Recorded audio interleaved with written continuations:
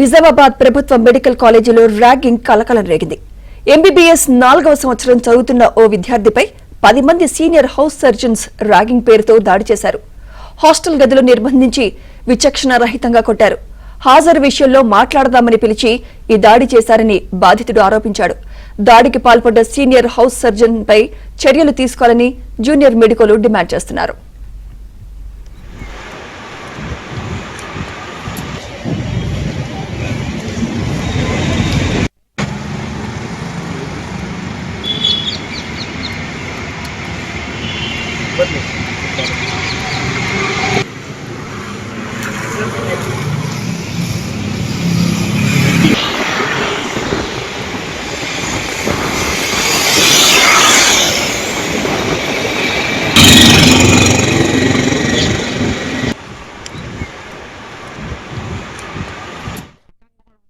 పెడదాము అన్నట్టు మాట్లాడు. దూరం బూతులు సార్, నోరు తెరిస్తే బూతు, మాట వెనకాల బూతు, మాట ముందు బూతు.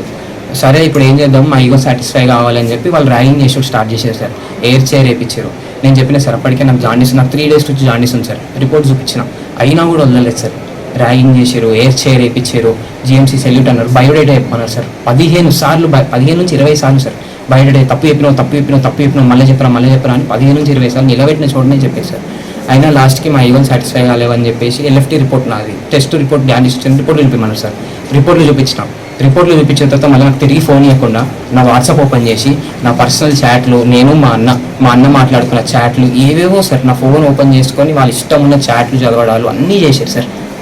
లాస్ట్కి ఇంకా మాకు ఈగో సాటిస్ఫై కాలేదు, ఏదో మా అన్న చాట్లు నేను చూసి అసలు ఏం మాట్లాడుతున్నాయి అని వాళ్ళు మాట్లాడుకొని కొట్టడం స్టార్ట్ చేశారు సార్. దాదాపు ఒక 10 మంది మీద పడ్డారు సార్. నేను చూసింది అయితే ఒక 5 మంది నన్ను కొట్టారు సార్.